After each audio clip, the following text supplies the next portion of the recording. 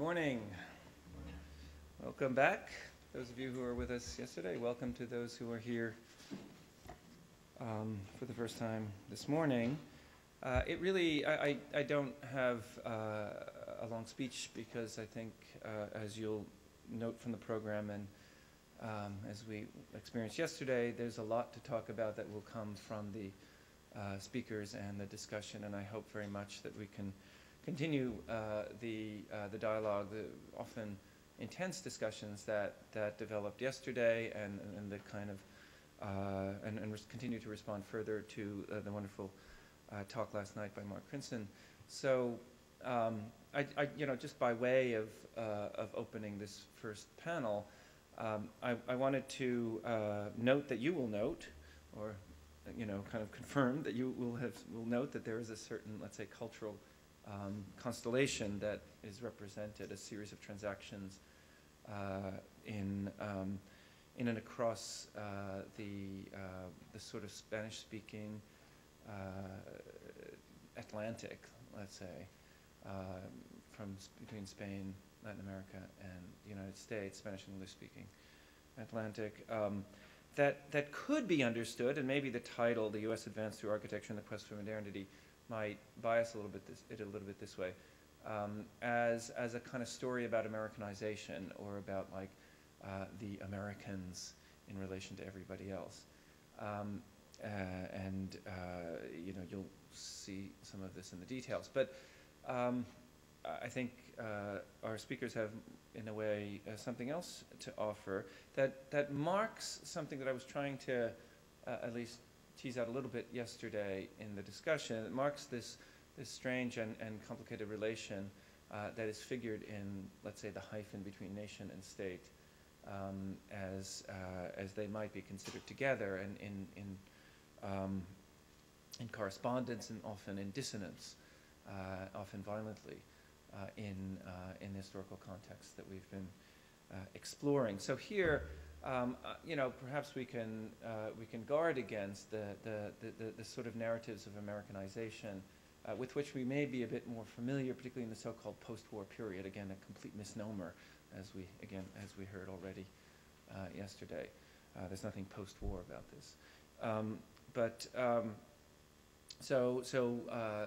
In other words, to guard against the idea of a kind of meta-state, a super-state, or super-nation that determines whose sort of interests and practices and so on, in epistemological terms, whose narratives, whose discourses, whose institutions organize everything else.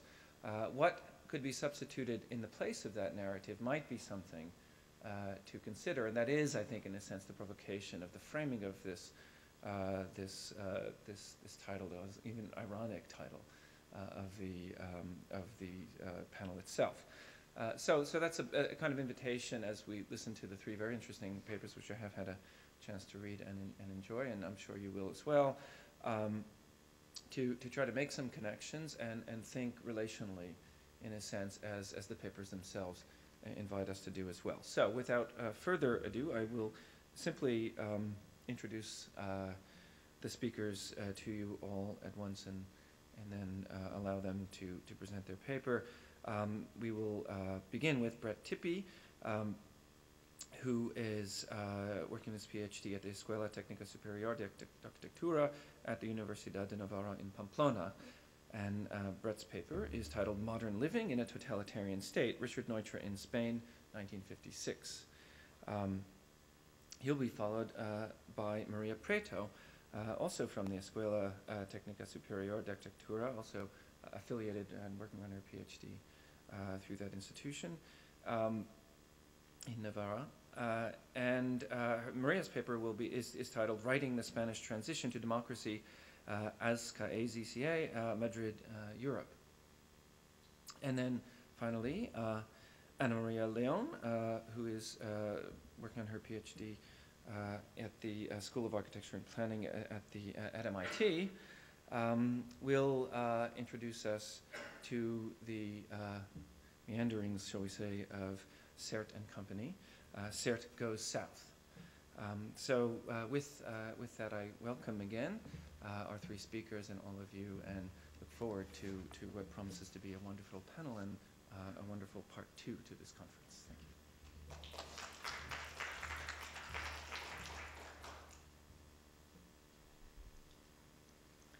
First of all, I would like to thank Columbia University and the organizing committee for the opportunity to come and present some of the research that I'm working on currently.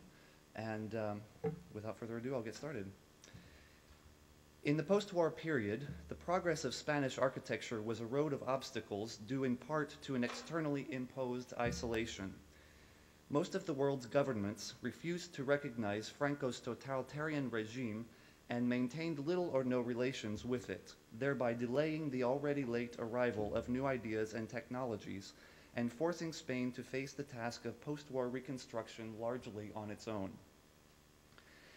This external isolation finally loosened when the United States began to consider the regime as an important anti-communist ally. By signing the 1953 Madrid Pact, the U.S. formally paved the way for normalized international relations with the Spanish regime. The pact guaranteed economic and military aid for Spain in return for Spain's willingness to host U.S. military installations, which were eventually constructed in virtually every major region of Spain. The U.S. Air Force perceived the Iberian Peninsula as a strategic location in the fight against communism and quickly mobilized the construction of air bases in Torrejón de Ardoz, just outside of Madrid, Zaragoza, and Sevilla. For Spain, the fast pace of construction of these large-scale projects represented a crucial opportunity for post-war technological advancement. In January of 1955, the Madrid journal Informes de la Construcción promoted this advance to a wide Spanish audience by publishing a monographic issue on modern construction techniques of airport and airbase facilities with specific articles in such topics as terminals, hangars, runways, control towers, and military air bases. One of these articles, which we see the first page of here on the screen, was written by Commander Lee B. Washburn, civil engineer and director of facilities of the U.S. Air Force, originally published under the title Planning and Engineering of U.S. Air Bases. However, it was recognizing the article's potential to educate their readers on modernized construction techniques. The Spanish editors opted for the more instructional title, Cómo se proyecta una base aérea, which translates as How to Design an Airbase. In addition to the didactic account of the specific technical engineering problems, the article also outlined the fundamentals of the more architectural topics of harmony with the landscape, community centers, site selection, and recommendations for the design of Air Force personnel housing. The imminent influx of thousands of U.S. Air Force pilots, officers, and other personnel who would operate these bases, not to mention the spouses and children they would bring with them, caused the U.S. Air Force to convene a competition for the design of Air Force family housing in Spain in February 1956. This competition called for the design of 4 residential neighborhoods, veritable cities in their own right, for the exclusive use of U.S. Air Force personnel, one in Torrejón de Ardoz, just outside of Madrid, one in Zaragoza, one in Morón de la Frontera in Sevilla, and one in San Pablo, also in Sevilla. In addition to the externally imposed isolation that the Madrid Pact and the construction of U.S. military bases helped to break, the much more serious blow to the progress of architecture in post-war Spain came from within. Widespread post-war nationalism created a one-party totalitarian architectural system in which modern architecture was deemed essentially incompatible with the more widely preferred Spanish tradition. We saw this very clearly in Asunción's paper yesterday. Perhaps this general rejection of modern architecture was most eloquently expressed in 1940 by the Spanish architect Luis Moya, who described Spain's brief pre-war experimentation with modern architecture as the, and I quote, the latest rabble of scum originating in the cubism and rationalism of Le Corbusier, the Bauhaus, and all the Jews of the world, end quote. However, in spite of such In spite of such xenophobic tendencies, in the late 1940s and early 1950s, Spain's intentionally imposed architectural totalitarianism began to break down as Spanish architects increasingly appropriated modern ideas in the reconstruction and modernization of their country. In an article that represents a key moment in this transition, the Spanish architect Francisco Sáenz de Huiza proclaimed that, and I quote, "To deny today in 1952 the victory of this new architectural adventure and its promises more than its victory is to deny the light of day," end quote. Sáenz de Huiza illustrated this argument with photographs of several buildings designed by Richard Neutra, thereby introducing Neutra to the post-war readership and promoting his work as a modern archetype. And we see here the Neutra's Wilkins house used on the cover of that issue. Interestingly enough, never indicating that Neutra is the author of that house.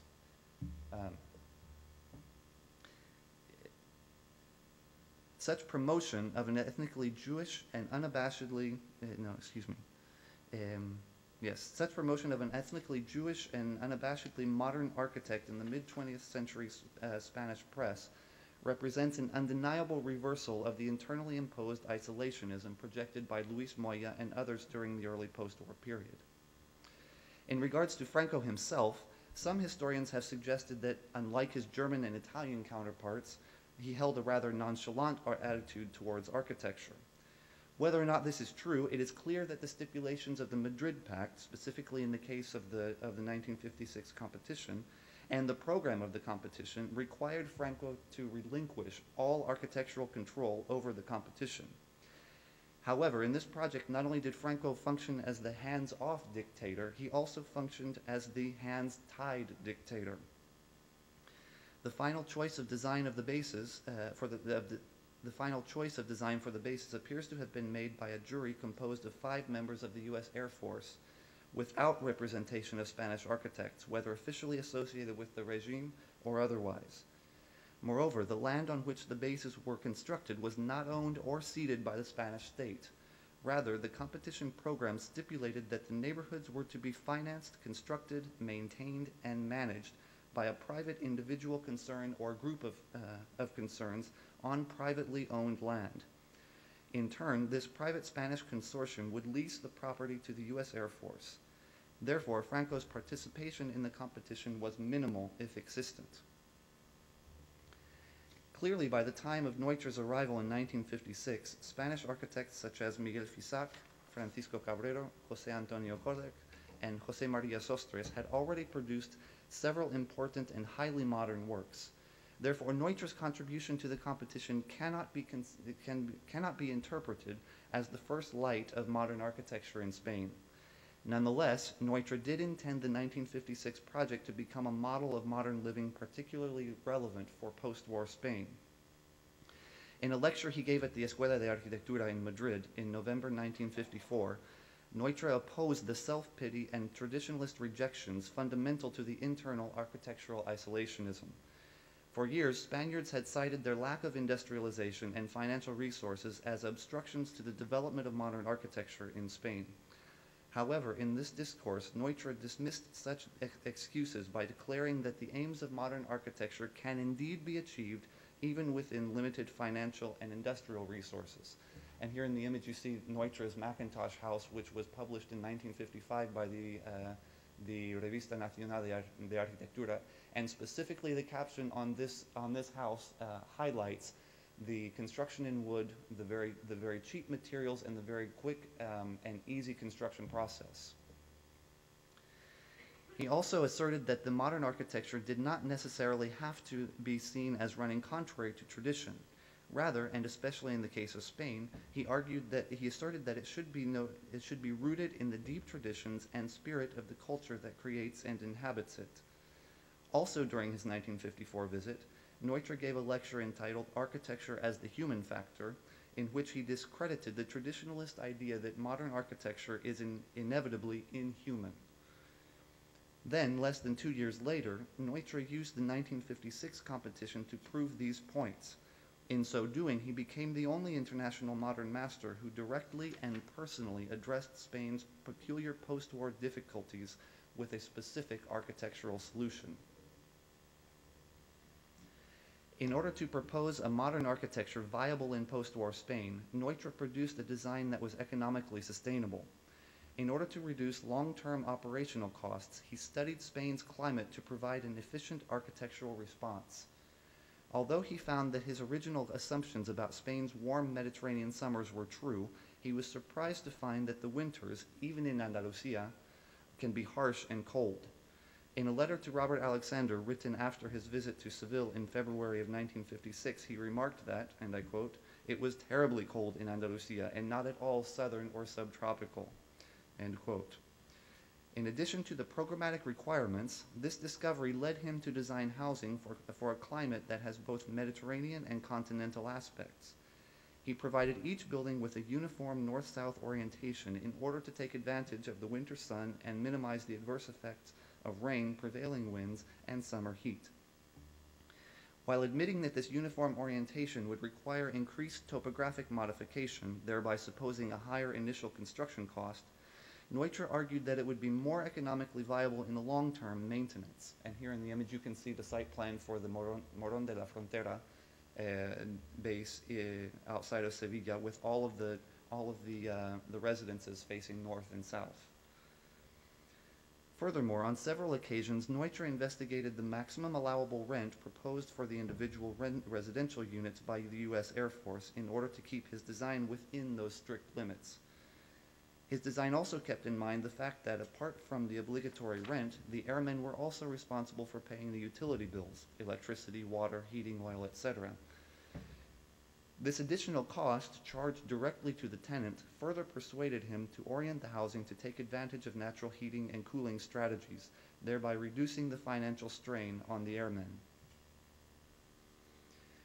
Neutra also argued that modern architecture could indeed be achieved in Spain despite the country's delayed industrialization. As evidence, his 1956 housing was designed to be constructed without cutting-edge technology or highly skilled labor. It specified simple and locally available construction materials such as native burned clay brick, as used in all parts of Spain, stucco, Spanish floor tile, terrazzo, and tiled roofs. These materials were then to be assembled according to local construction practices. Perhaps the greatest design challenge that Neutra faced in this project was the requirement to design for a dual cultural clientele. The program established that the housing would be rented by the U.S. Air Force personnel from a private Spanish consortium during an initial period of 7 years, at which time the rental agreement would either be renewed or terminated. Predicting the eventual transfer of all housing units to Spanish families who would eventually purchase them directly from the private Spanish consortium, the program required the architects to design modern housing that met with both American and Spanish cultural expectations. Neutra was uniquely prepared for such a task due to the lessons he learned while working for Frank Lloyd Wright, the 3 decades he had lived among and designing housing for Americans, and his lifelong study of the pan-Hispanic culture.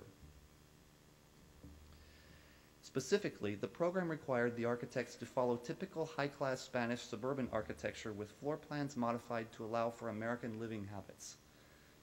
Neutra was intrigued by such high-class Spanish cultural norms as month-long vacations in August and persianas, which are built-in window blinds designed to completely block out the harsh Mediterranean sun and summer heat. During a design meeting with his Spanish architectural collaborators, Neutra's son Dion took note that people go out of Madrid for a month in summer. Richard, who for the previous 2 decades had employed floor-to-ceiling glazing to admit natural light into the dwelling and to seamlessly unite interior and exterior, was understandably anxious about the programmatic requirement to include persianas. On more than one occasion, he asked questions such as, "What are persianas? How are they applied? What size?" Nonetheless, his concerns about the installation and use of persianas did not prevent Neutra from using large expanses of glass in the project. And incidentally, he did include the persianas.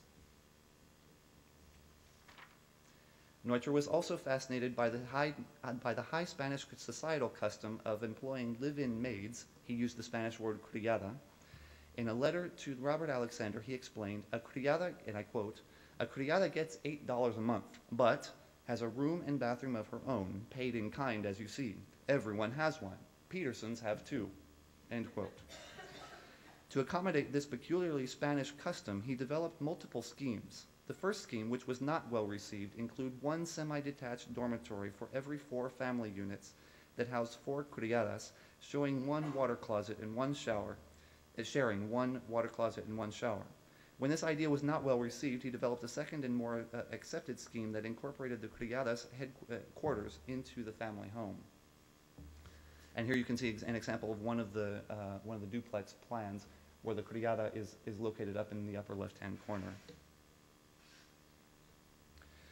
However, it is perhaps the programmatic inclusion of exterior patios in which Neutra's design most clearly and simultaneously responded to both the high-class Spanish sensibility and American living habits.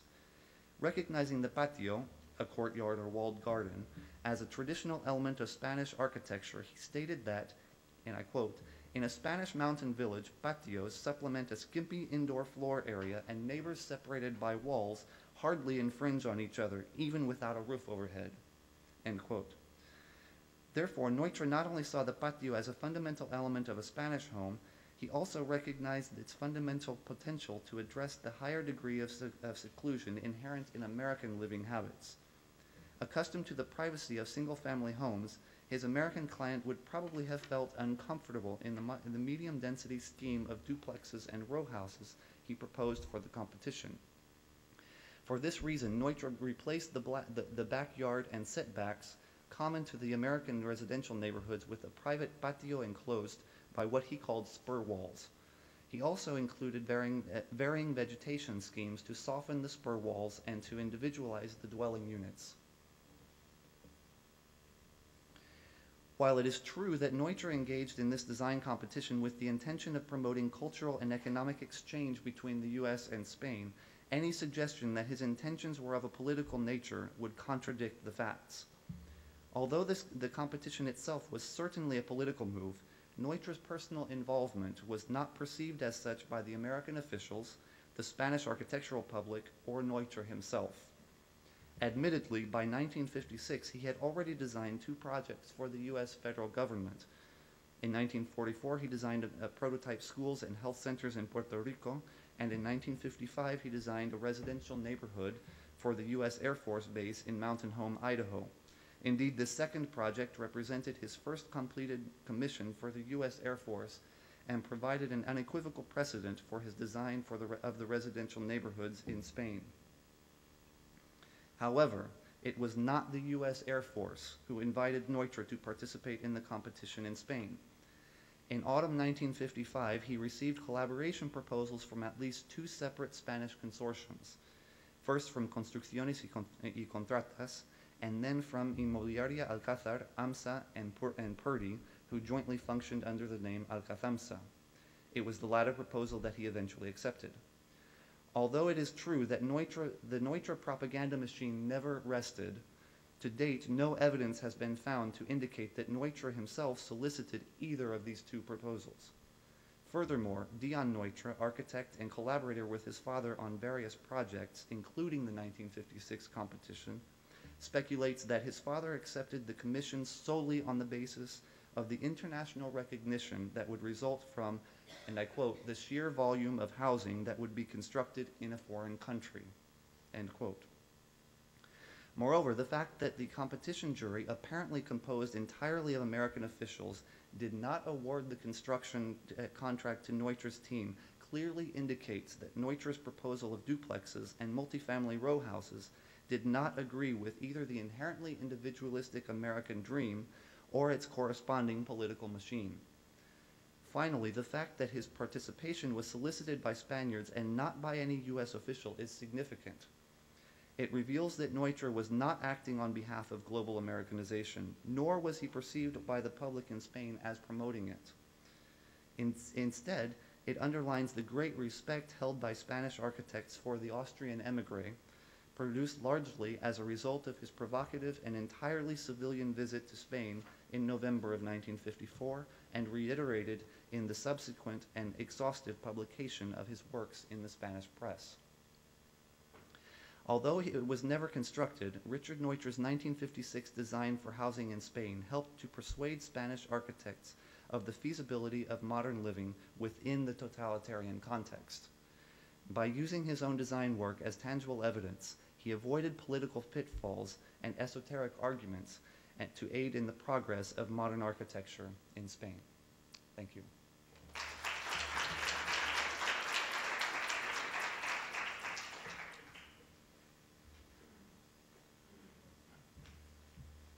Thank you, Brett. Okay. And now, Maria.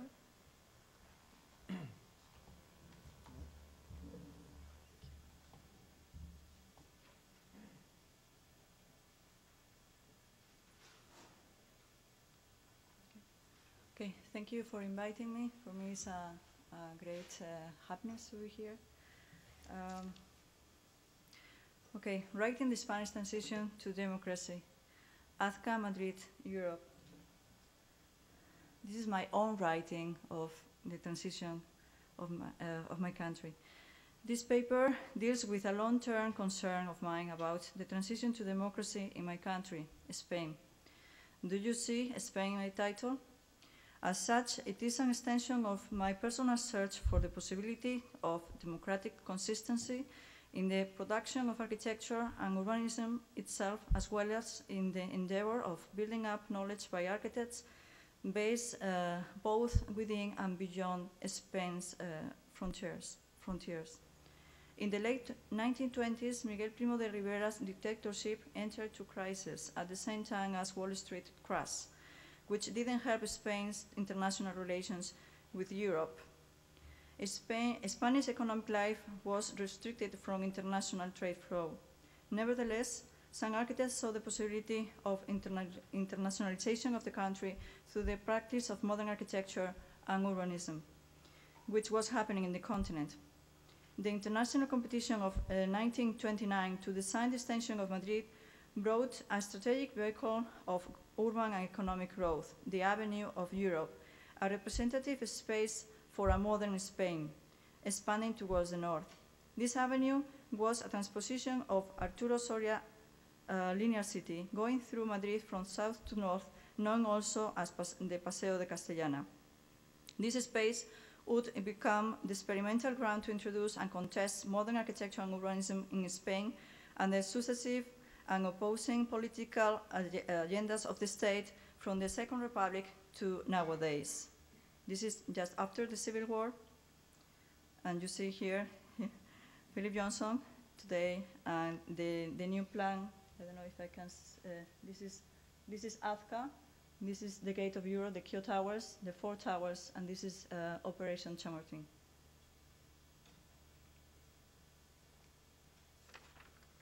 When does the Spanish transition to democracy take place? Where has it been contested, or always contested? To what extent was La Castellana instrumental to the definition of Spain as a modern state? How did this transition or transitions evolve through this space and vice versa? How was the evolution of the historical interpretation of these transitions? How was the transition to democratic imagination in Spain up to date? What kind of democracy I am talking about? To explore these transitions, practice, and positions around the project of the Paseo Castellana, I have focused on the figure of urban planner Antonio Perpiñán Cebrián. Again, did you see him in the title? In addition to his work that is hardly ever discussed. Perpiñán was a Catalan who was involved in modernizing Madrid during the Franco Spain since the mid-50s and until the 70s. This paper traces the urban transformations of the Madrid metropolis towards a European capital of the year 2000, along with the geopolitical dynamics towards democratization that came with it. These dynamics came to the stage not without tension. The earliest predictions in Franco's Spain for the construction of Great Madrid, which was planned to reach a population of 3 million people by the year 2000, made by Pedro Vidagor for his first master plan of Madrid approved or done between 1944 and 1946 were almost contemporary to the earliest predictions of a Europe at 2000 made by Nazi leader Joseph Goebbels. Both visions signal megalomaniac projects in the face of a reimagined Europe, both urbanistically and financially, after the Second World War. In his master plan, Vidagor envisioned a new urban center for Great Madrid, a center designed by Luis Moya as an imperialistic symbol for Spain. This center would have a Escorial-style architecture and would house business offices especially designed to compete internationally. In 1947, Vidagor prepared a new regulation for the extension of Avenida del Generalísimo, the new name for the Paseo de la Castellana, advancing a new vision, less traditional, for the new business area. The rise of the Iron Curtain reoriented the role of Spain in international interest. The agreements of the General Assembly of the United Nations in 1947 contributed to the end of autarky in Spain, which was not included in the Marshall Plan. In this way, under the framework of a global plan of control by the US against communism, and inspired by an already extended European plan of city regeneration, the design for Madrid Business Center furthered the possibility of putting Spain back on the world map as it was in its imperialist ages. As the Spanish government changed in 1951, that is with the appointment of new ministers and other authorities, the country began to receive its first economic aid from the United States. Facing the Paseo de la Castellana, the US Embassy in Madrid was then under construction between 1950 and 1955. Planned by Leland King and Ernst Warlong and supervised by local architect Mariano Garrigues, the building was part of an ambitious worldwide expansion of international-style US embassies, as you know, future seats for a combined agenda of propaganda and surveillance. In those years, local architects were inspired by the embassy and their construction to design freestanding blocks surrounded by open garden public spaces throughout Spain, Madrid. The first biennial for Hispano-American art in Madrid in 1951 first showed a project that was designed by the architect and civil servant Manuel Muñoz Monasterio as a translation of the Escorial style design by Luis Moya. The scheme composed 3 towers and open spaces, buildings organized symmetrically and in a very traditional fashion. Was it not, this scheme, modern enough for the grand expectation of the authorities to come to fruition? Or rather, were those expectations a claim beyond a modern-like image? I will return to this point later. In 1953, Spanish diplomatic and geopolitical positions improved. The economic military agreements between the US and Spain, named Pacto de Madrid, were signed at the Palacio de Santa Cruz in Madrid on September 26, 1953. The agreement favored, on the one hand, the US in its anti-communist fight, and on the other hand, the Spanish government in the recognition of Franco's regime. For the US, that recognition was a lesser evil in comparison with the urgency of consolidating the Atlantic bloc. Spain could do nothing but accept the settlement of American defense bases in exchange for economic and military support for 10 years. This aid came with requests to substantially affect the country's economic policy. The concession of American credit obliged the Spanish government to take part in the US contention strategy against the Soviet Union. Thus, Spain's economic policy attended to local progress at the cost of exposing the country as a potential target for the USSR. With the General Agreement on Tariffs and Trade in 1947 and the Treaty of Rome, Europe became an ideal scene for the promotion of public architectural competitions. European countries focus not only on the construction of institutional buildings as symbols of urban, technical, social, and economic renovation, but also on the innovation of international architecture conceived for internally, both internally for the integration of Europe and externally for competitiveness in the Western market. Similarly, Spain was pursuing an image of modernity, one appealing enough as to facilitate its geopolitical relations with the West. The political and cultural opening of the country in those years, although still under control, came through the increasing circulation of publication goods and foreign people, as well as through the traveling of many intellectuals. But with regards to the pursuit of modernity, the question remains as to what extent authorities dealt with the introduction of modern architecture and urbanism. This is a collage made by Fernando Chueca when he came from Columbia University. In 1953, he published his book on New York. In 1954, a national architectural competition was launched for the urban plan of Madrid business area, conceived as a vehicle for the modernization and internationalization of Spain. The governmental organization technical office of the General Commission for Urban Planning of Madrid and its outskirts was in charge of organizing the competition. The competition brief included the formulation of a legal device for the management of economic investment. This instrument was invented to promote urbanization in the capital axis. On December 3rd, in 1953, the Ley Castellana was approved. This law was aimed to secure the promotion of urban development in different areas in Madrid, and was constituted as a system to capture local investment through contributing with fiscal fees specified over the plot before being urbanized and all built or through making buildings, end of quote, by the application of central fiscal benefits, as I said. In the managerial sense of urban land, La Castellana was the immediate precedent of the land law of May 12, 1956, the first zoning regulation designed in Spain.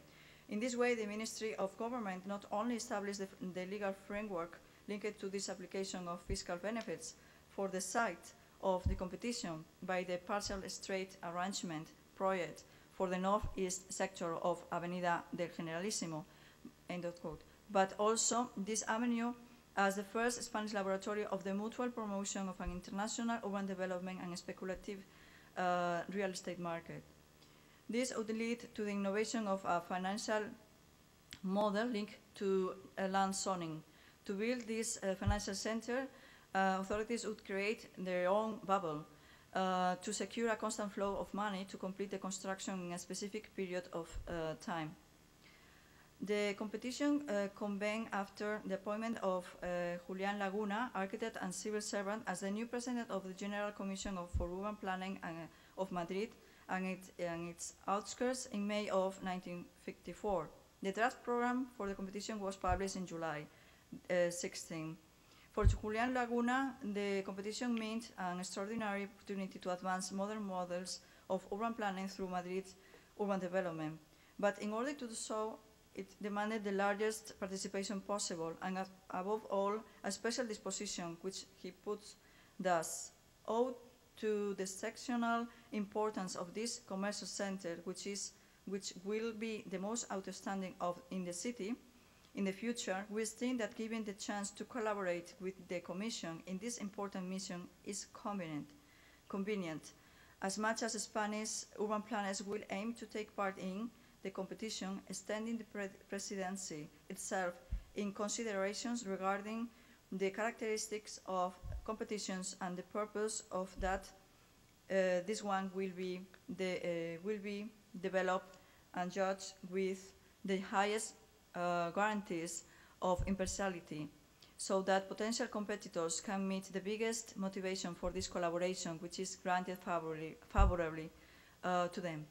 The previous version of this is the plot in La Castellana. The previous version of the commercial center of 1951 didn't include open participation in designing the Madrid of the future, or an agonistic interest in collaboration. In imagining the most genuine modern urban architecture for Madrid, competition was now seen as a necessary instrument to achieve the best design. Modernity demanded competition. The winning project of the competition by urban planner Antonio Perpiñá signified a critical shift in the understanding and practice of urban planning architecture in the capital. What were the mechanisms he used to design and win competitions, as well as to design his position? He won several important competitions by doing and using his own archive, an archive which he completed with traveling and photography. Well, this is the project that won, and in the layout you can see that he was inspired in the Piazza San Marcos of Venezia with a classic influence of Camillo Sitte, another complex of abstract buildings from Sert, Belusky, and the models that were in the publications at the time. Well, this is the cover of the magazine of this commission of urban planning of Madrid, and this project was an incredible event because it was the only Catalan who participated, and he won. He won to design the great Madrid. So it was very controversial, and both Madrilenian and Catalan press publicized it a lot. The development, well, these are felicitations of Pedro Vidagor, Oriol Bohigas, and Carlos de Miguel. Pedro Vidagor, you know, Oriol Bohigas, you know, they were almost mates in the School of Architecture in Barcelona. Perpiñá was 2 years older, I think. And Carlos de Miguel was the editor of the magazine of Arquitectura, the central magazine. Okay, the development of the project, well, these are, the development of the project for Madrid's second urban center was, which depended on the technical office of the General Commission for Urban Planning of Madrid and its outskirts, obliged Perpiñá to move from Barcelona to Madrid in April of 1956, where he had been working as an urban planning at the technical office of the Commission of Urban Planning of Barcelona since 1949. In a few years, he became a renowned architect after winning important competitions, commissions, and positions. I am showing here some of these competitions and projects. This was just after he won the competition of the commercial center. The picture in the middle is the Ministry of Industry, Commerce, and Tourism, and this is the model of the United Nations, and this is a picture that he took when he came to New York in 1964. This is also a very controversial project because it was in the same area as the project of Le Corbusier and the GATT Pact in 1931-33, and was the city of sports and a president of the Olympic Barcelona. The same kind of, well, and he was, well, this was when Perpiñá was part of the team of Richard Neutra and the Airbuses, and this is, well, he has a lot of projects, but this is the last one I'm going to show you. This is the US Embassy, and this is an intervention that he did. He redesigned the regulations for this part of La Castellana, erasing the old palace that was in ruin. He wanted to expand the boulevard for the people to define this public space as a representative space for Spaniards. Thereafter in Madrid, he extended the project of the competition of 1954, which Plan Parcial was approved on July 10th in 1957, aided by a judicial framework that resolved Madrid land's zoning complexities, private-public distribution of land, 1 minute. Distribution of land and investment to promote urbanization. This project was exhibited widely in Spain and abroad. In 1962, a new master plan of Madrid was directed by Perpiñán as a revision of the plan, Vitagor plan. After it was approved by the General Commission of Urban Planning of Madrid and Outskirts and Madrid's municipality in 1963, the business center plot of land was legalized, as well as the urban regulation for the management of its development.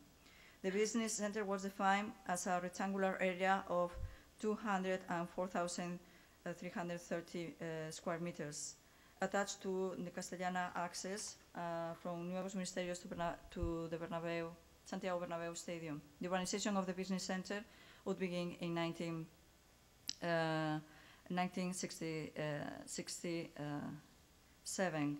Parallel to these developments, the Juan March Foundation proposed to the authorities the promotion of the construction of an opera theater. And due to the complexity of the network of investors and owners, and according to the land law on the constitution of public-private urbanistic associations for urban planning management, AZCA was created. And was and depended, all these people were, all these groups of interest were partners in this association. How to interpret the public role of AZCA project, and to what extent could Perpiñán design his position as an intellectual? AZCA statutes to manage the group of interest studied the development of a compensation system by means of a very new land distribution, which was conceived as points system-based land value, puntos valor suelo. As it were, for this, the remodeling, some of those who advertised Madrid's business center as the most profitable business location in the city were at the same time transforming into advantage consumer stakeholders by knowing firsthand the capitalization mechanism, in spite of the public information of any legal, fiscal, financial, or urbanistic news through official bulletins. With the evolution of AZCA, its activities in June of 1970, the preferential agreement between Spain and the European Economic Community was signed. In December of the same year, the Financial Times published a special issue on Europe, which included a report on the successful progress of Spain towards the European economic integration. With the evolution of AZCA, its activities and speculative pressures, Perpiñán had to alter the equilibrium of volumes of the original project of the competition. The shift in architectural representation was from Science Age urbanism to the spectacular corporate urbanism of steel and glass office skyscraper. But it was not in the original sense of his view of public space for a city to build democracy from within the capital of Spain. As he put it, his reflection on this space, or the origin of the city, in his document of the project to be approved in 1966. Thank you.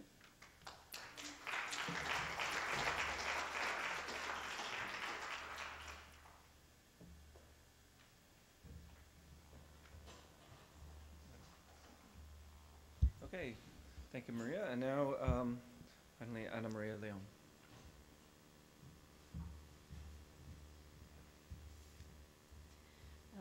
Thank you, and thank you, Marta, Maria, and Ayala, for organizing this great conference.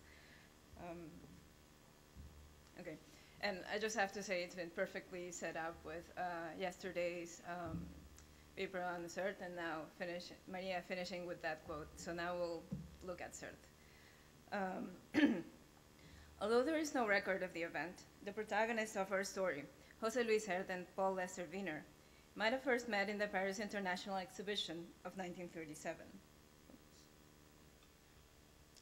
Sert had just escaped the Spanish Civil War, leaving behind a successful architecture career, and his celebrated Pavilion for the Spanish Republic highlighted this exile. German architect Paul Lester Wiener had helped with the interiors of the US Pavilion, one of the several projects he did related to the US government as the son-in-law of US Secretary of the Treasury Henry Morgenthau. After Paris, Wiener assisted Lucio Costa and Oscar Niemeyer indoor design for the Brazilian Pavilion in the New York's World Fair.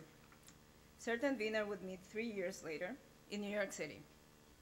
And I really like this picture because I think they look a little like Batman and Robin. By then, Sert had emigrated from Europe. He had published an unsuccessful book, and he had failed to get a teaching offer from Harvard. He had exhausted his Siam connections and needed a job.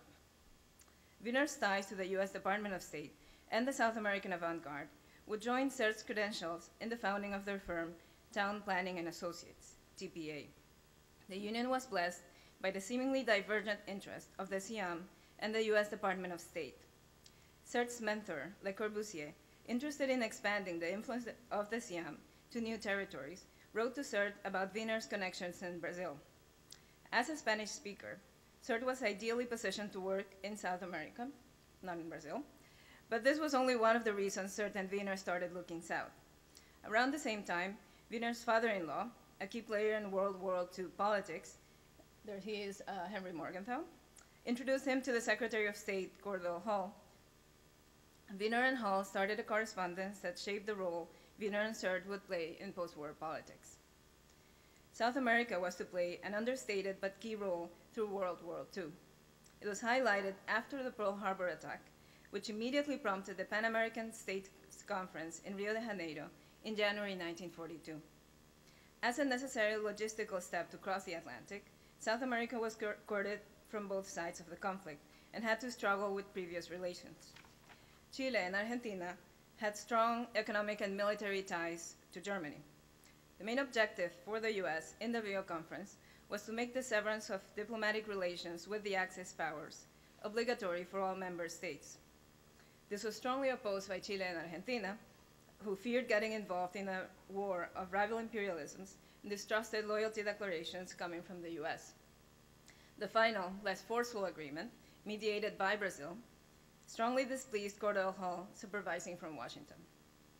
In this context, we can read Hull's influence in Wiener's comments on the necessity of the US to keep close to the southern continent and the convenience of influencing, quote, small but powerful intellectual groups. To this end, Wiener and Sert prepared a series of lectures that were given in South America in 1942, 45, and 55, financed by the Department of State, with the specific stipulations of delivering confidential reports and not mentioning the source of their funding. Their main destinations, Brazil, Peru, and Colombia, all located in the northern half of South America, were promising economies that might help counter the influence of the southern cone, Chile and Argentina, held in the region. We'll see how their firm, Town Planning and Associates, related to their political situations. So what I'll do is I'll trace 3 trajectories, and the trajectory of TPA, or Town Planning and Associates, the firm, is in blue here. We have a chronology from 37 to 1960, and we're going to look at Brazil and Peru as sort of briefly as a context, and I'll stay longer in the plan for Bogota, and then I'm going to skip Venezuela and Cuba. And then in yellow, you have military dictatorships of the extreme right in South America. So you see how they overlap. I will claim that TPA's work in Latin America was instrumental in their role in the Siam, supporting their role in the Siam, and later for becoming dean at Harvard. I will also argue that the fact that these plans were never realized gave them their value as political and architectural currency as a promise of a modern utopia. So at the time, Brazil was under the dictatorship of Getulio Vargas, who had initially emulated the fascist governments of Italy and Portugal, but eventually decided to side with the Allies in the Rio Conference. Sert and Wiener's first lecture in Brazil, also in the winter of '42, had perfect timing. Vargas's predilection for industrial plants as a tool for fostering nationalism, and the large US investments to bring the country over to the Allies, resulted in TPA's first commission, the City of Motors. The new city was meant to become a regional center to help modernize agriculture in the countryside.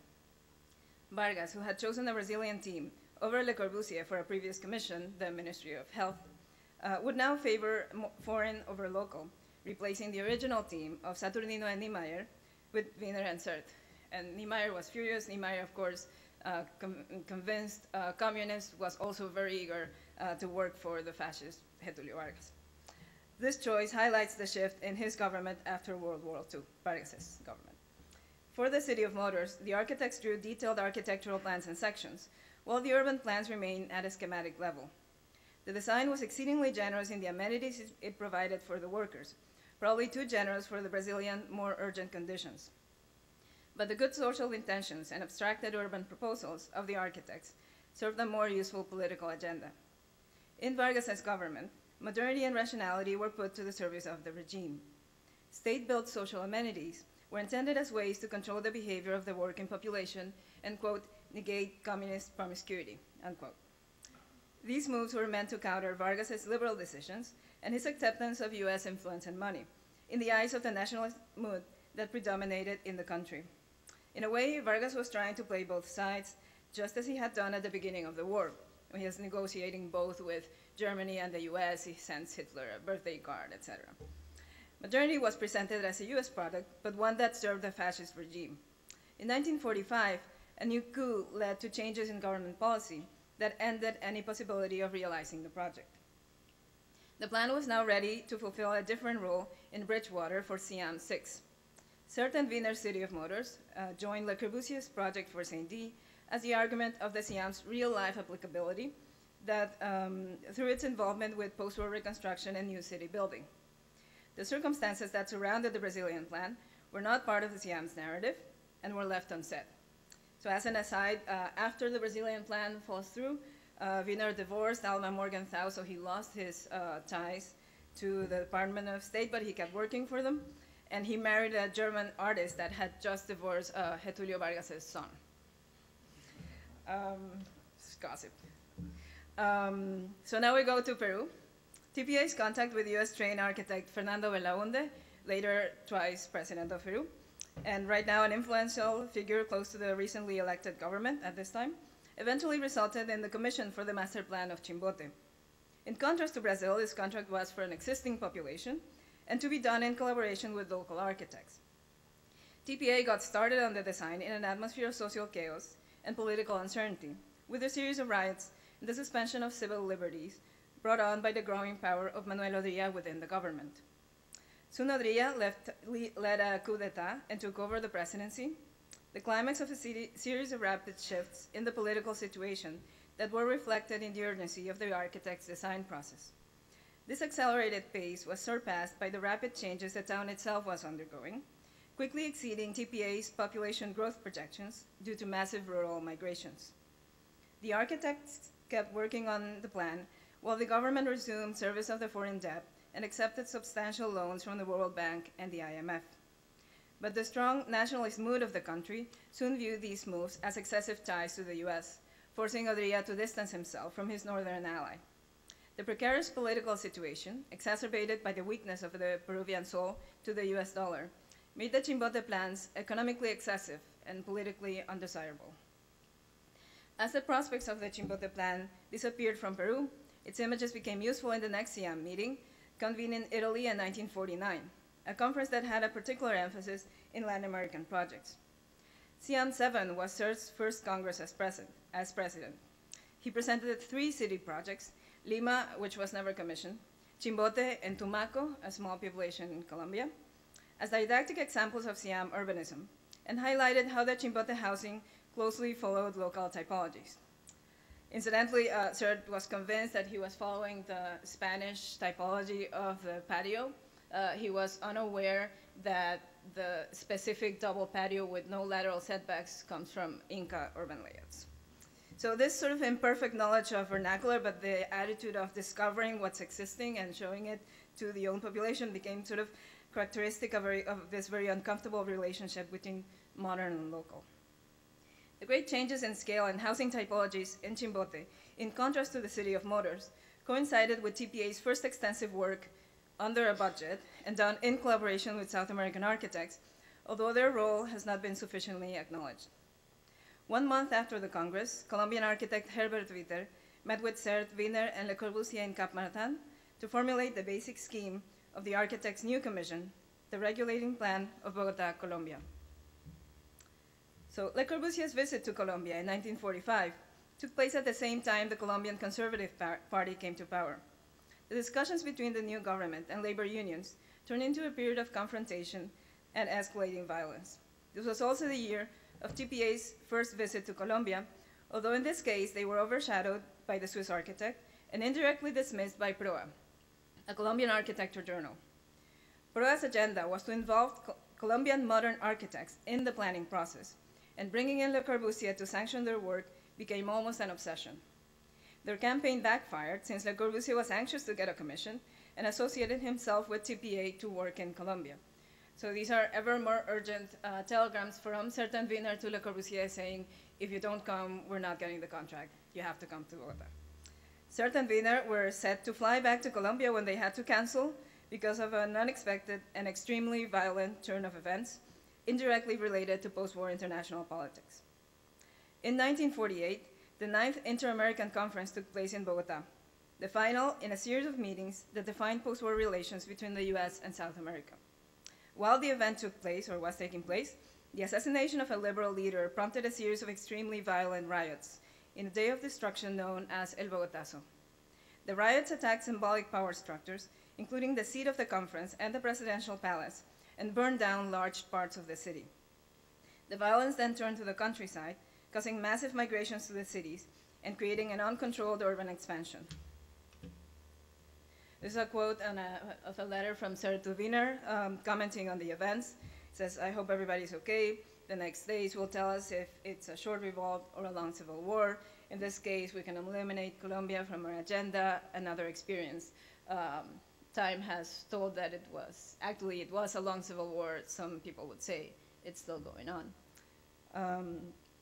This period of extreme violence seems to have, and that's almost 10 years later, that's his layout that uses almost the same angle in the same church, right? This period of extreme violence seems to have increased the messianic qualities attributed to modern urbanism in both local and foreign architects were eager to prove its virtues. In a 1949 edition of Proa, one of the headlines claimed, "Urbanism is economy, is happiness, is living with hope, is light, and is hygiene." This plan was published in Proa in June 1948, and it shows the damage done by the riots. It was presented as part of an urban proposal done by Colombian architects, which was what Proa wanted, right? For Bogota, and they say, with the fires, the urban problem of Bogota has been frankly cleared and practically resolved. And this is Le Corbusier and TPA's plan for the same area of Bogota. And you can see how their very nice sort of system of patios closely follows the path of the fires. Actually, the same architect, Herbert Witter, was involved in both plans. Colombian architect Herbert Witter participated in this plan and then was hired to be the Colombian representative in the Corbusier TPA team. In 1947, a new law had been approved which required city halls to collaborate in city regulatory plans. As a consequence, in the period after El Bogotazo, TPA was working simultaneously on the plans for the 3 most important cities in Colombia. However, these legal measures could do little against the huge scale and shifting nature of the changes the country was going through. The architects, working simultaneously in offices in New York, Paris, and Bogota, were in an almost impossible situation. They were charged with planning cities that were in the midst of a process of changing morphology and very rapid growth. It was a new monster. But if the plans were useless in the long term, in the short term, they created a semblance of government action and order in a period of chaos. The final plan, presented to a new government with sympathies to Spanish fascism, was promptly accepted and made into law. By then, it was obsolete. Rural migration surpassed the limits the architects had fixed for the city's urban growth. These problems required fast and flexible solutions that were in conflict with the rigidity of modern planning and the bureaucratic institutions that tried to enforce it. The need to resolve immediate problems led local governments to open up roads that breached the urban perimeter and to occupy reserve zones established by the architects, so that while Sert was describing his plan as, quote, a realistic finished proposal, reality kept moving farther away from the image the plan had been based on. The fragile political situation caused liberals and conservatives to support a new coup. and the new government soon took measures to stop the violence that further eliminated any prospects for the plan's realization.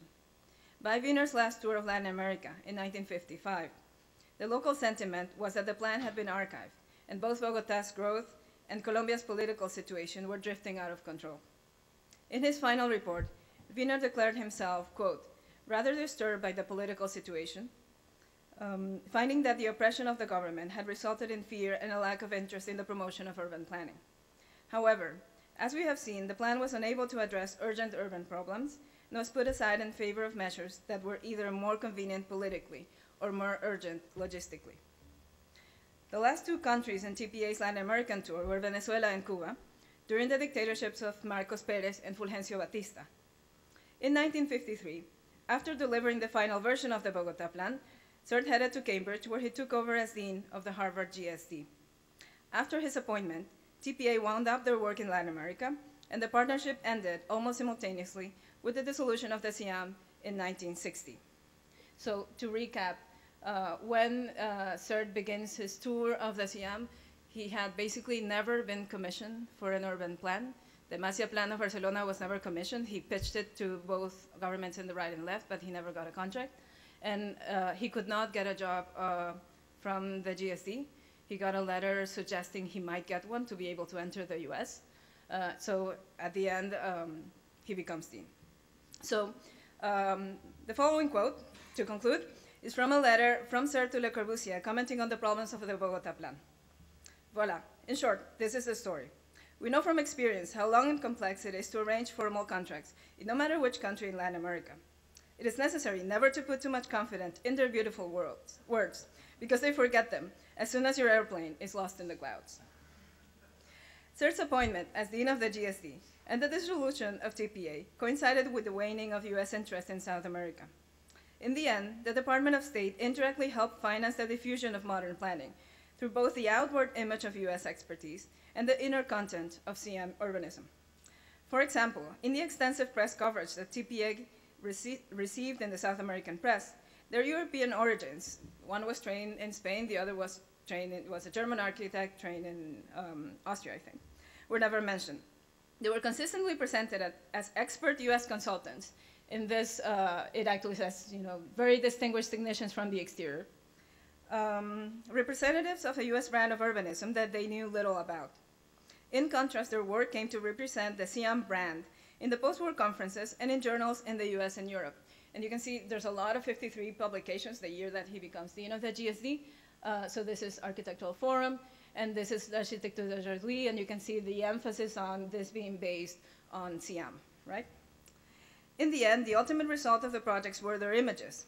They promoted politically expedient ideas of efficiency and modernity in South America that were meant to help validate the governments that sponsored them. They helped promote the work of TPA and the SIAM in Europe, and they gave Sert the credentials to become president of the Congress and eventually dean at the GSD. The South American architectural discourse, with its blind faith in modern urban planning, initially participated in the fiction that their future could be outlined, and the belief that the boundaries of the discipline included a capacity to change the state, society, and capital. But while TPA moved on to their next commission, local architects had to confront the futility of these strategies and the inapplicability of their ideas, something they often argued before the plans were complete. In this context, TPA shared the failure of both local and foreign architects at this period to realize their plans in the midst of political uncertainty. But it is TPA's inability to understand the conditions that led to the obsolescence of their plans, or even acknowledge the changes that were taking place and the political roles their plans played, that distances them from the more critical role local architects played. Both local and foreign architects were caught between their desire for modernity and the limitations of economic and political crisis. But as they were left watching Sert's plane, local architects had to face reality, while the expert consultants had the luxury of getting lost in the clouds. Thank you.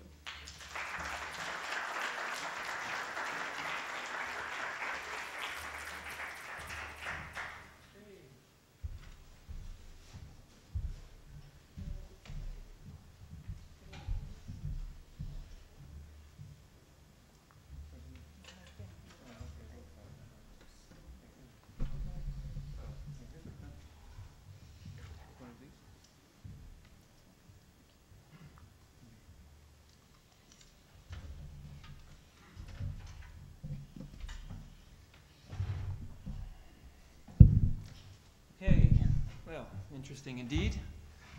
Interesting indeed. To begin, this time, to begin again, maybe this time with a friendly challenge, just to see where it might go.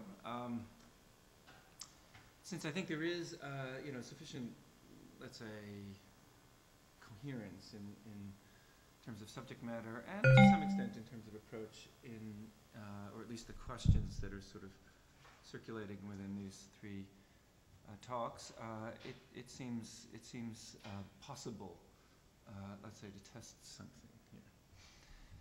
So the friendly challenge would be to invite you to consider the term hegemony, a term that I think again needs to be sort of followed a little bit and elaborated upon,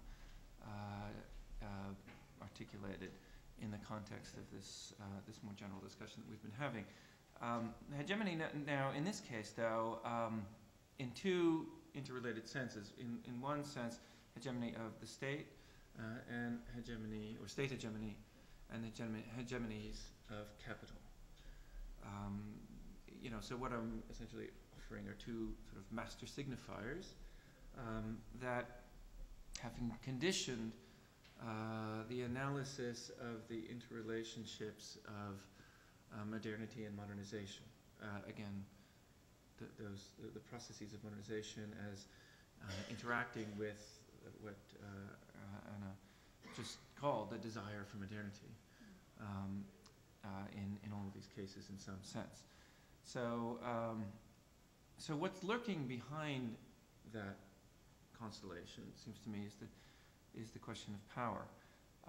And it's this is not to equate hegemony with power in any linear and mechanical sense, but to sort of specify a little bit what's at stake here. U.S. air bases,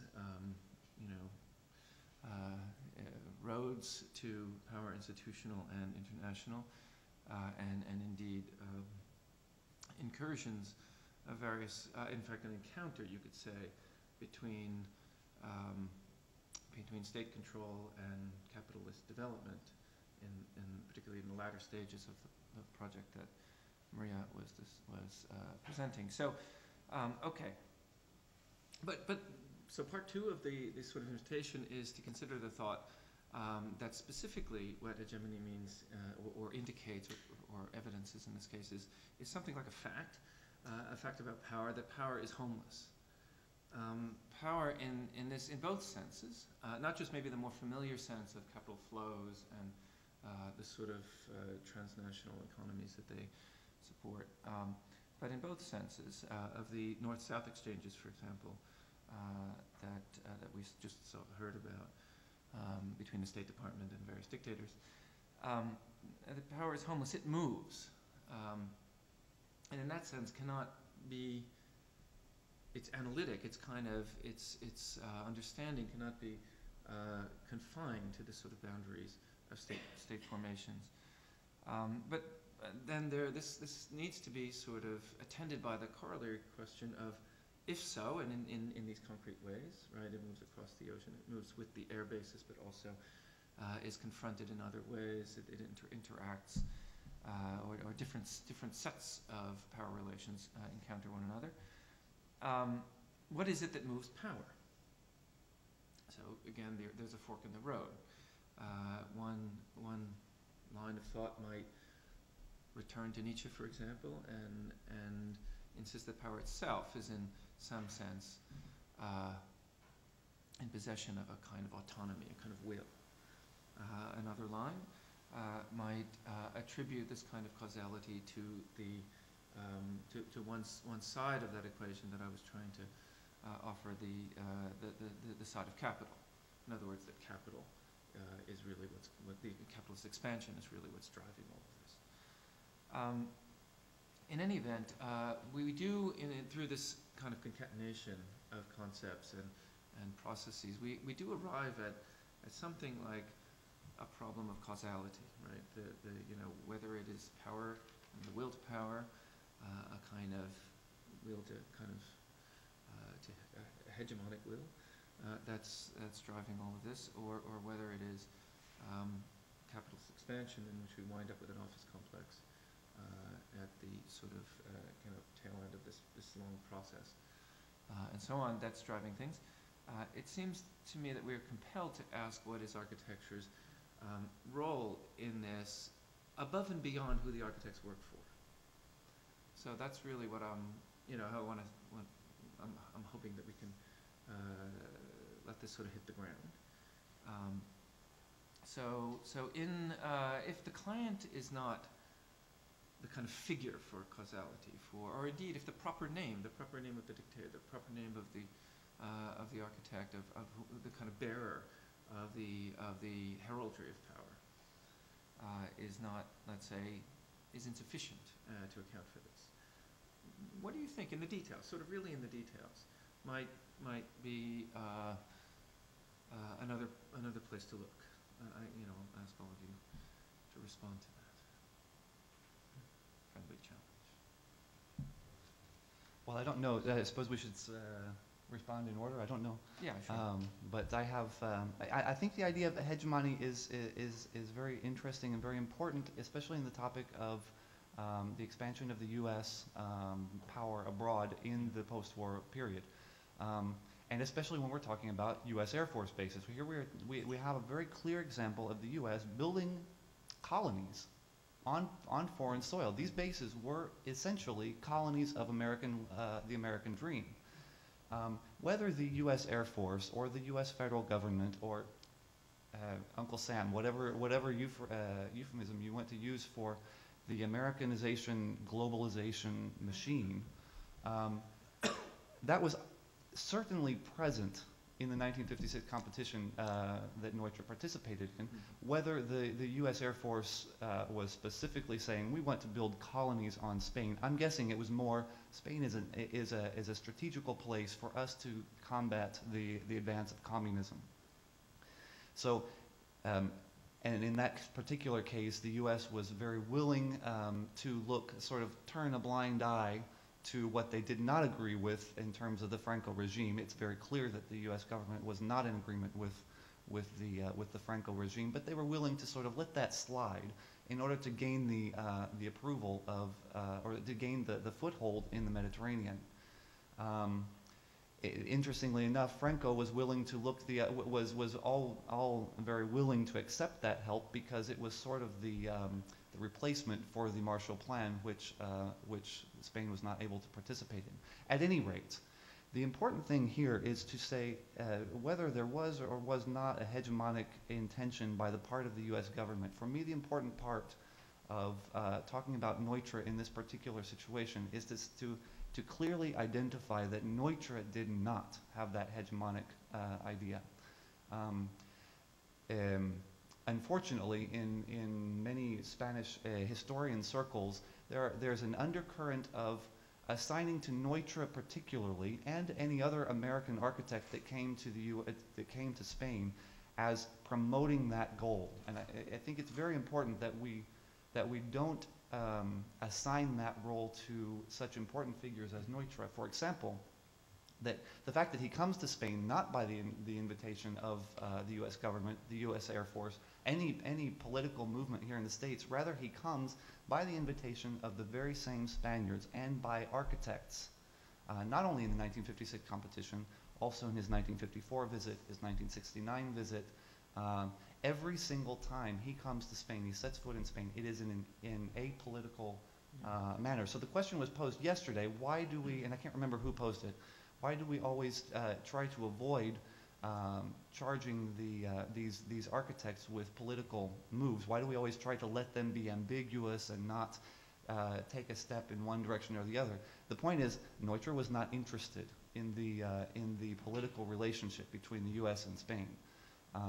So in this case, we allow him to be an ambiguous figure because that's what he wanted. Well, I mean, just to clarify a little bit, and for the benefit of others also, it seems to me that one of the implications of my effort to reframe this a little bit is that, in a sense, it doesn't matter what he thinks, either way. So I'm not, I'm not trying to indict Neutra. No. But nor would, this sort of, in a sense, is not what's at stake. Because that's not how power works. Right. It seems to me that we are responsible to that question precisely to work our way out of some of the end games of, in a sense, ideology critique in the kind of first order sense. In other words, a set of beliefs that are articulated by architects that then can be demystified or not. That's first of all not in any way what ideology is, but even so. But that's one reason I wanted to use the term like hegemony, which in its different, let's say, afterlives post-Gramsci, has typically been understood to operate in a sense undercover, under the cover often of good intentions. So maybe that's a little bit of clarification. Anyway, we can continue. Well, I'm going to talk about Perpignan because I didn't have the chance in 20 minutes to talk about this unknown person in the history of architecture in Spain. Perpignan was director of the Commission of Urban Planning in Madrid. I was informed by my interviews, very young people in their 80s and very fresh, that this commission was, Perpignan and the people around him had more power than the ministers of Franco, because urban planning was a technical knowledge, and to take decisions, they have all the power to do the urbanism that they thought was the best for Madrid. So this is in one way, but Perpignan wasn't inside the thing or the regime as it was Vidagor, for example. So Perpignan was a person not ambiguous. I think his agenda was very clear from the beginning, and also I didn't have a chance to talk about his background in Barcelona, and also he was born in Girona, etc. He was in between, and he was a dreamer of being an architect and doing architecture and doing new things and open flows of communication with other mates in Europe and the States. I mean, I think the general mood of Perpignan was he was a friend of, his disposition was friendship. Who was he friends with? Who? Yeah. Well, he was at the beginning friend of the Catalans at the beginning. Oh, okay. He went to Madrid, and in Madrid, Madrileños didn't like invader, a Catalan invader in Madrid. So yes, he was in between. Yeah, but I guess what I was, only alluding to. I mean, this was the hegemony about the urban planning and how. Well, this is one thing that is not. Yeah. I mean, it's not.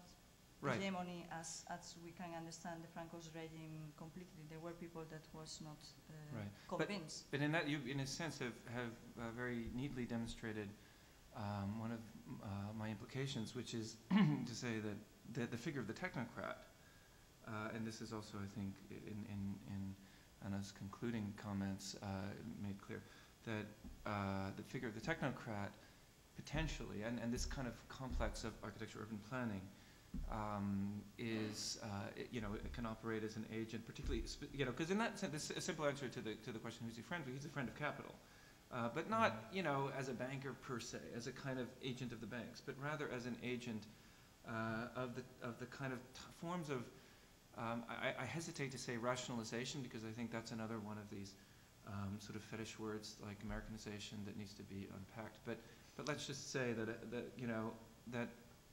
this an agent of expertise in the guise of friendship, and expertise that in other words, what's I think fascinating about the story that you tell is the encounter between totalitarianism and maybe shall we not say encounter, but let's say the friendship between totalitarianism and corporate capitalism. And so democracy, and the thing that is in your title, seems to occupy a troubled place in this relationship, but maybe that's part two of a different question. Well, just wanted to say that what was so interesting to me, sort of doing the research for this paper, was the unexpected surprises and in how power was in the places I least expected it to be, right? So you would think huge sort of U.S. Powerful country owner of capital, right? And these poor little countries. But actually, it's, the dictatorships in South America at the time were very fragile, very moving, but when they were in power, their power over the country was more absolute than the power the U.S. could have. So there is the shifting nature. There's capital that's influencing what they want to do, so they're then subject to capital and to the U.S. And then at the same time, they have to attend to a shifting population that even if it's a dictatorship, the population is shifting and there's a nationalist mood, and you see sort of the pattern repeat itself where no matter how much money the U.S. is sort of either or the World Bank or the IMF is throwing into these countries, the population is in unrest. The dictator just basically says, okay, if I want to stay in place, I have to say stop to this capital and to attend to my population. So suddenly the architect is sort of fired, basically, right? They're disengaged, it goes away. And I was also surprised by the lack of agency from these European architects coming in. I would think they would be in a very powerful place at the same time. And then reading the correspondence, they were actually quite desperate to get these commissions. Yeah, well, there's an interesting footnote to this, as I'm, as we invite questions from the audience as well, which would imply maybe, by extension, that Sert, in his flexibility, is a kind of postmodernist, a kind of early postmodernist, and in very specific ways. I mean, in other words, another name for this sort of practice would be, in a sense, post-ideological. It's not so much that he, and I don't think there's that much evidence in the telegrams and so on that he's like identifying, but that's the thing about being in the clouds. It's like he's not really wanting to be on any team per se. No, exactly. As a technocrat, and this is again a connection, as a technocrat, he and Wiener are understanding themselves at least and presenting themselves publicly as above, like in the clouds, above the clouds of ideology. Manifest ideology, party positions, and so on. That can simply be understood as cynical or opportunist, but if there's something structural about your chart in the end, if there's a tendency towards Harvard, shall we say, one of the headquarters of the later postmodernist developments, I would be tempted to sort of follow that lead a little bit.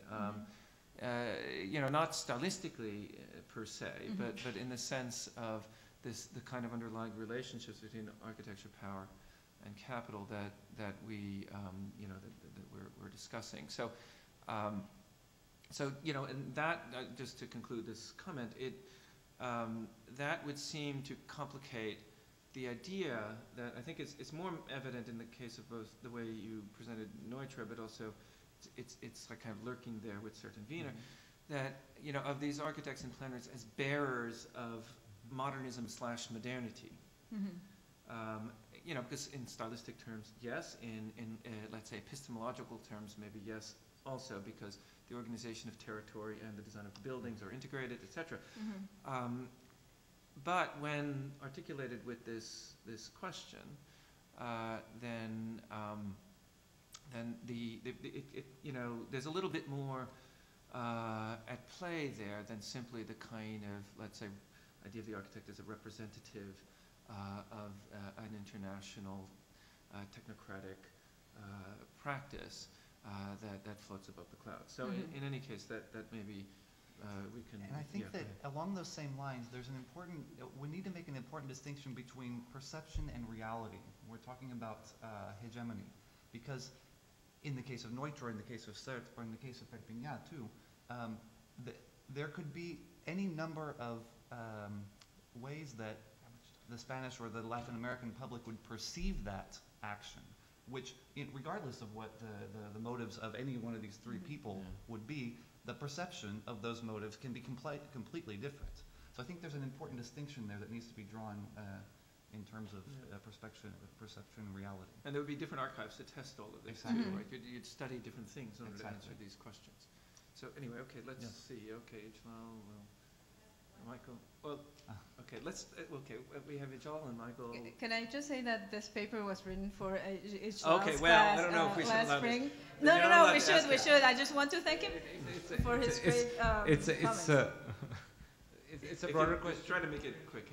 Everyone, just to follow up on the question of hegemony and power, I mean, one way to address the question of power is to articulate the idea of the subject, that power needs a subject to make its exercise intelligible. It cannot operate in a vacuum. So, and that subject doesn't need to be hegemonic or, monolithic. It's bifurcated. It's, could be contradictory. It could be multiple. It's a modern subject. It could be articulation of different ethnic minorities. So, what do you think in your different projects were the subjects of or imagined subjects, which can give then each mode of power help us articulate and give it a different texture? Maybe one answer. I always had the feeling, looking at these plans, that they always seem so detached, that it seems the subject is not the real citizen in a way, but a constructed fabrication that will be pliable to modernism, that will function, to avoid this communist promiscuity. So it seems like the subject is made up by the architects, by the state, and they're all participating in the belief that these plans will work. And that's one subject, and the other subject is basically, it's irrelevant who's going to populate these plans. The more important audience is the people that are going to look at them as great improvements, right? Modernity arriving. Okay, well, you're thinking about that. Go ahead. Question, let Michael. Hi, I have a question about your question about power. So in posing this question of power, it seems to me like there's something specifically in Ana Maria's paper that to some extent there's a different theme that kind of gets you out of that question in a certain way, rather than talking about who has power in this relationship between, let's say, client and architect, or between governments and architects that work for them. It seems like you could also ask which domains of power, or power within which networks, on the idea that there are multiple networks of power, and there's a question about how they intersect with each other. And so it seemed to me that specifically in Ana Maria's paper, part of what was being unpacked there was about how a certain discourse network of architects and urban planners and power structures that operate there intersects with the power structures of government and capital and urban plans, and about how members within each domain can be quite strategic in giving specific utility to the other in a strategic way that lets them draw power that then they can apply within their own network. And so the narrative of Cert, how his progression through CM and then all the way to Harvard, it seems to me that I'm not so sure you could describe it as postmodernist in that sense. It seems to me quite strategic, and rather than describing him as being loose or flexible, you could describe him as being agile and strategic in a way that is quite modernist, that Le Corbusier, for example, also shares that same kind of agility in giving a specific utility within another broader power network in order to gain a certain currency within a power network that then can be applied, that has to do with a kind of professionalized architecture discourse network, for example. And in reverse, members of these governments are drawing on architects and urban planners and giving them a specific utility in order to gain certain kinds of currency in their own power network. So it seems to me that it's a different way of framing the question that's not so much, it gets out of the kind of what I think is a kind of standard question of, does the architect have agency or not in relation to governmentality? Right. Yeah, another name for another figure there would be Philip Johnson, who is agile. Yeah, definitely, certainly strategic, certainly taking from different networks. I thought it was very interesting how Le Corbusier was so interested in launching CERT onto South America, to have a connection and to sort of force those relationships into Siam. At the same time, once he's working there, he's actually not that interested he's making contacts with local architects, sort of feeding off into that network to sort of get commissions. But at the same time, he's not so interested in pursuing local chapters of Siam and bringing them back to the Siam meetings. So it's funny relationships. I think another interesting way to look at this discussion of power and hegemony is to introduce the third synonym of authority. And I think that the word authority allows us to look at different types of authority. Power seems to be very, to me, to be very one-sided, and one person has power over another person. But when we talk about authority, there are many different ways that one person exercises authority over another person. And it seems like in the three cases here, we're talking about a mentor relationship rather than a dictator relationship. And I'm speaking specifically to CERT, Neutra, and Perpignan, or perhaps the case of capitalism in Perpignan, or business in Perpignan. In the sense that there is an agenda. CERT has an agenda. Neutra has an agenda. But the agenda is to prove to the people in these countries that yes, modernism is possible where you are. I completely disagree. No. Okay. There we go. Well, okay. I don't think he was that interested. I want to clarify that CERT had a Beaux-Arts training. Mm-hmm. When he gets to Bogota, the School of Architecture in Bogota was founded, I think, in �36, was modern from the start. It had little Beaux-Arts training. The architects that he's dealing with are trained, Luis Doric in Peru is trained at MIT. Mm-hmm. Fernando Belaunde also trained in the United States. The director of PROA was trained in France. So the local architects were actually sort of outraged that they had this person being branded as an expert. They were actually more modern. Mm-hmm. They were trained, they were modern since they were babies, mm-hmm. Mm-hmm. baby architects, right? They didn't have this conversion that CERT has. Yeah. So this is why PROA is so outraged when Le Corbusier gets the commission, because they wanted to do the plan. He basically said, Le Corbusier so there was no need to convince architecture to be modern. No, I guess I say that with and CERT, what CERT wanted was to sort of get commissions. Right, and have something to show, because otherwise he would have been an unemployed architect, basically all through that time. I don't think he would have been a good convincing president for the Siam if he would have said, I'm just hanging out here in New York. Sorry. I guess what I mean to say is that it seems like that was the perception of Neutra or CERT, not necessarily the perception of those that were listening to them. That the mentor relationship was the idea of Neutra or the idea of CERT, and whether it was accepted or not is another question. Mentor to whom? The idea of being a mentor was held specifically by Neutra, or by CERT, and whether he was accepted as a mentor is a different. Well, I'm not sure. We should allow. I just want to say that Perpignan, in the development of AZCA, he was the architect of the private sector. So he wasn't engaged in the public part, because the public part was the ministry and all this. The people of the region. He wasn't interested in the capitalist urbanism. He was doing urbanism as he was doing other kind of urban planning in Spain. This was only one project, his longest project, but he did more things. Authority has exerted itself. I know. There's a power struggle going on in the audience between who has the mic and who has his hand up. I should allow you to ask you a question, and then Patricio, you can ask, and then we'll answer together, and then we'll finish there. Yeah, I think your hegemony really is policy. Been working on Morgenthau. That's the son-in-law you're talking about.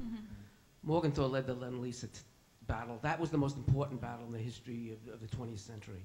And what we're doing there is we're giving you money, you give us geography. Yes. We're gonna do it right. That's the mentality, and it really is important. And it's not a secondary thought that he also was appointing the Maritime Commission heads. He got Kennedy in there before he got the SEC, et cetera. Trade, Navy, FDR. Navy's the big thing, trade. And then we're talking about South America. I mean, how can you miss it? Brazil is the whole coast of the Atlantic Ocean. And to say the other thing, Lima, Peru, and Colombia, absolutely. So I think that was a policy decision. Hegemony, not so hot. He had a Morgenthau plan for a year and a half. They're starving the Germans, get rid of that. Japan, let MacArthur, a general, decide what to do. Not exactly a national consensus about how we handle something as important as that. And you can see the failures and the mistakes. Is there a question? Yeah, that's the point that I'm making. Yeah, okay. No, that makes sense. I think probably... That's a question, but just to complicate more the issue, if you can, there seems to be a shift between talking about architecture through culture and talking about architecture through technology. I think one of the important relationships that's missing, because it actually completes the triangle between the United States, Spain, and Latin America, is that the Franco regime establishes very strong ties with the Perón regime precisely through the Bienal de Arte, solely on cultural grounds. And it is they talk about culture and the defense of Hispanic culture precisely after the war, when they see themselves as completely separate. There seems to be an abandonment of culture in pro of this technocrat, the technological transformation of the architect, which is also then suffered through CERT, and how CERT is actually then sort of portrayed, or tried to portray itself in Latin America. There seems to be, in this problem of power, a key figure that is missing in the examination of Latin America, which I think is the figure of the economist Raúl Prebisch. Because right now, in this period, the whole region is precisely strapped for cash, and it is the assembly of an alternative version to the United States, because the United States is too complex. It has its aims on Europe, that seems to then sort of reassembling the architectural field in Latin America. And I wonder if you actually are, again, considering this dichotomy between culture and the technology, but also if you're considering examining or introducing the figure of Prebisch in sort of the mix. Maybe we'll have to allow both of these comments, which I think in fact are related to one another, to have the last word, if you don't mind, as sort of open-ended suggestions, and continue. We're only 20 minutes behind. That's not bad. So, but in the kind of interest of catching up, we will reconvene in 5 minutes again, as we did yesterday, and I think it'll be fine. Okay, thank you again. To be continued. Okay.